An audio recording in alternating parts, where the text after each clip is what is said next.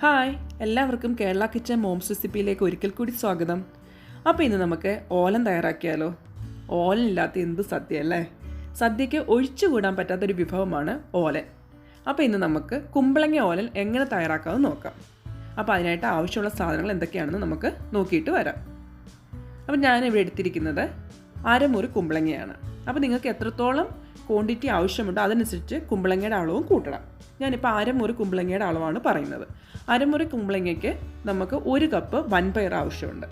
വൻപയർ കണ്ടല്ലോ, ഇങ്ങനത്തെയാണ് വൻപയർ. വൻപയർ എല്ലാവർക്കും അറിയാവുന്നതാണല്ലോ.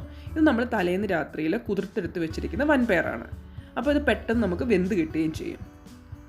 ഇനി നമുക്ക് ഇതിനകത്തേക്ക് ആവശ്യമുള്ളത് തേങ്ങാപ്പാലാണ്.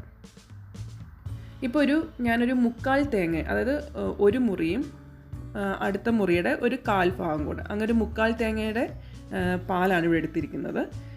നിങ്ങൾക്ക് തേങ്ങാപ്പാൽ കൂടുതലെടുത്താണ് നല്ലതായിരിക്കും, നല്ല ടേസ്റ്റ് വരും. അപ്പോൾ ഞാൻ 2ാം പാലും എടുത്തിട്ടുണ്ട്, 1ാം പാലും എടുത്തിട്ടുണ്ട്.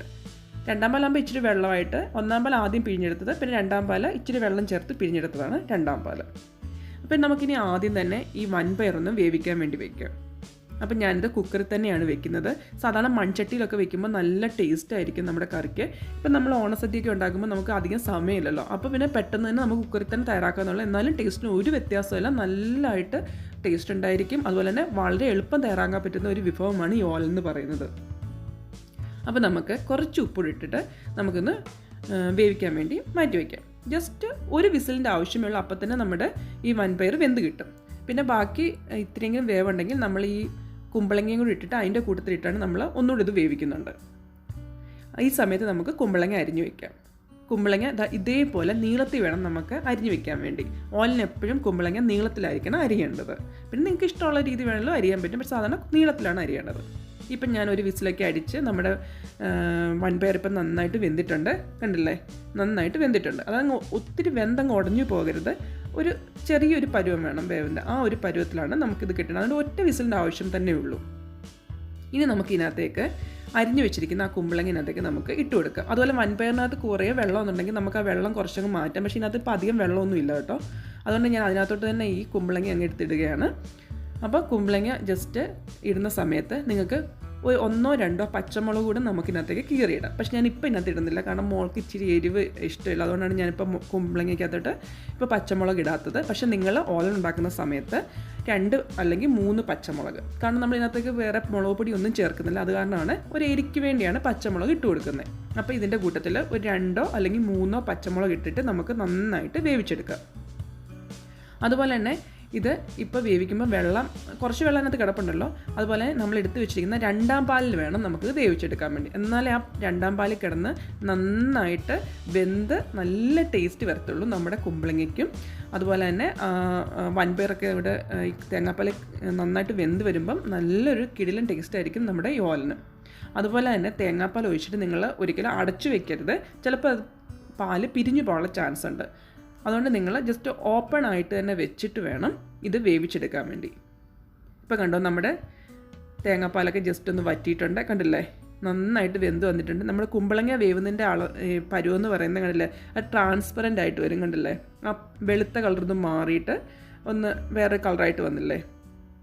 അതാണ് നമ്മുടെ കുമ്പളങ്ങ വേവുന്ന ആ ഒരു പരുവെന്ന് പറയുന്നത്. അതുപോലെ തന്നെ ഈ ഓലിന് നന്നായിട്ട് കറിവേപ്പില ഇട്ട് കൊടുക്കണം. അപ്പോൾ കറിവേപ്പിലയുടെ മണമെന്ന് പറയുമ്പോഴും നല്ലൊരു സ്വാദായിരിക്കും നമ്മുടെ കറിക്ക്. ഈ സമയത്ത് നമുക്ക് ഉപ്പൊന്ന് നോക്കാം. നമ്മൾ ഓൾറെഡി വൻപയർ വേവിച്ചപ്പോൾ കുറച്ച് ഉപ്പിട്ടിരുന്നു, പക്ഷേ എന്നാലും നമ്മൾ കുമ്പളങ്ങ ഇട്ടതിന് ശേഷം നമ്മൾ ഉപ്പിട്ടില്ലല്ലോ. അപ്പോൾ ഈ സമയത്ത് വേണം നമ്മൾ ഉപ്പ് നോക്കാൻ വേണ്ടി. അപ്പോൾ ഉപ്പ് ആവശ്യമെങ്കിൽ കുറച്ചുകൂടി ഉപ്പിട്ട് കൊടുക്കുക. എന്നിട്ട് നന്നായിട്ടൊന്ന് ഇളക്കി ജസ്റ്റ് നന്നായിട്ടൊന്ന് മിക്സ് ചെയ്തെടുക്കാം.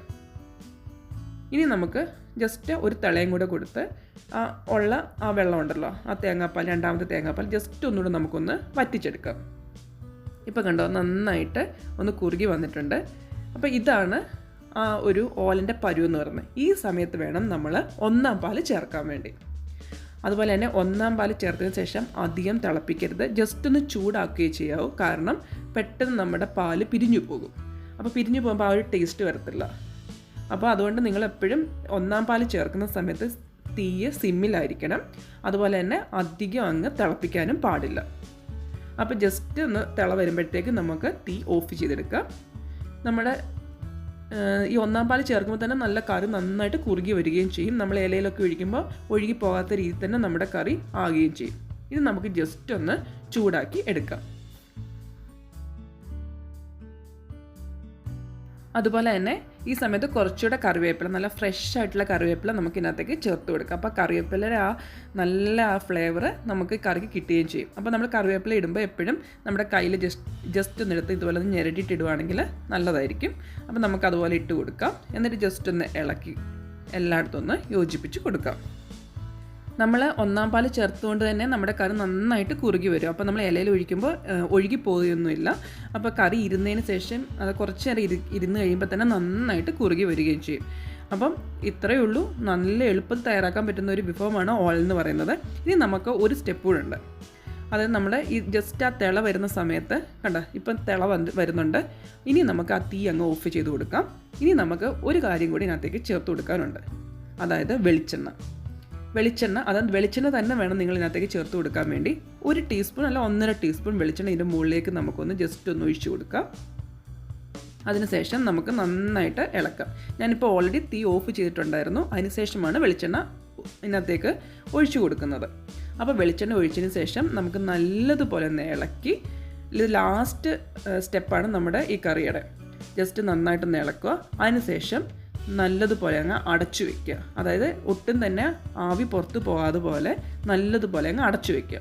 ഇപ്പം ഞാൻ കുക്കറിൻ്റെ തന്നെ അടപ്പ് വെച്ച് തന്നെ അങ്ങ് അടയ്ക്കുകയാണ്. നിങ്ങൾക്കിപ്പോൾ നന്നായിട്ട് അടയ്ക്കാൻ പറ്റും നല്ലൊരു അടപ്പുണ്ടെങ്കിൽ നന്നായിട്ട് അങ്ങ് അടച്ചു വയ്ക്കുക. അതിനുശേഷം ഒരു അരമണിക്കൂറിന് ശേഷം മാത്രമേ നിങ്ങളത് വീണ്ടും തുറന്നു നോക്കാവൂ. ഇപ്പോൾ ഒരു അരമണിക്കൂറായിട്ടുണ്ട്. നമ്മുടെ കറിയൊക്കെ ഏകദേശം നന്നായിട്ട് കണ്ടില്ലേ, നന്നായിട്ട് കുറുകി വന്നിട്ടുണ്ട്. ഇപ്പം നല്ലൊരു മണവുമാണ്, അതുപോലെ നല്ലൊരു ടേസ്റ്റുമാണ് നമ്മുടെ ഈ ഓലന്. അപ്പോൾ ഇത്രയേ ഉള്ളൂ, വളരെ എളുപ്പം. എല്ലാം കൂടി വന്ന ഒരു 20 മിനിറ്റിൻ്റെ ആവശ്യമേ ഉള്ളൂ നമ്മുടെ ഈ കറി തയ്യാറാക്കി എടുക്കാൻ വേണ്ടി. പിന്നെ തയ്യാറായി കഴിഞ്ഞിട്ട് ഒരു അരമണിക്കൂർ നേരം നമ്മൾ അടച്ചു വയ്ക്കുന്നു. അത്രയേ ഉള്ളൂ. വളരെ എളുപ്പം തയ്യാറാക്കാൻ പറ്റുന്ന ഒരു ഓണസദ്യ വിഭവമാണ്. ഓണസദ്യക്ക് മാത്രമല്ല വിഷുവിനായാലും ഓലൻ എന്ന് പറയുന്നത്. അപ്പോൾ ഇനി നിങ്ങൾ സദ്യ ഉണ്ടാക്കുമ്പോൾ ഇതുപോലെ ഒന്ന് ഓലൻ തയ്യാറാക്കി നോക്കൂ. വളരെ എളുപ്പം തയ്യാറാക്കാൻ പറ്റുന്ന ഒരു സദ്യ വിഭവമാണ് ഓലൻ എന്ന് പറയുന്നത്. അപ്പോൾ ഇന്നത്തെ എൻ്റെ റെസിപ്പി നിങ്ങൾക്ക് ഇഷ്ടപ്പെട്ടെങ്കിൽ തീർച്ചയായിട്ടും എൻ്റെ വീഡിയോ ലൈക്കും ഷെയർ ചെയ്യാൻ മറക്കല്ലേ. അതുപോലെ തന്നെ ആദ്യമായിട്ട് എൻ്റെ ചാനൽ കാണുന്നെങ്കിൽ സബ്സ്ക്രൈബ് ചെയ്യാനും ആ സൈഡിലുള്ള കുഞ്ഞു ബെൽ ബട്ടൺ അമർത്താനും മറക്കണ്ട കേട്ടോ. അപ്പോൾ ഇതുപോലത്തെ പുതിയ റെസിപ്പികൾ നമുക്ക് വീണ്ടും കാണാം. അതുപോലെ ഞാൻ വേറെ ഓണം റെസിപ്പികൾ ഇട്ടിട്ടുണ്ട്, അതുകൊണ്ട് നിങ്ങളൊന്ന് കാണണേ. അപ്പോൾ ഇതുപോലത്തെ പുതിയ റെസിപ്പിയായിട്ട് നമുക്ക് വീണ്ടും കാണും വരേക്കും ബൈ.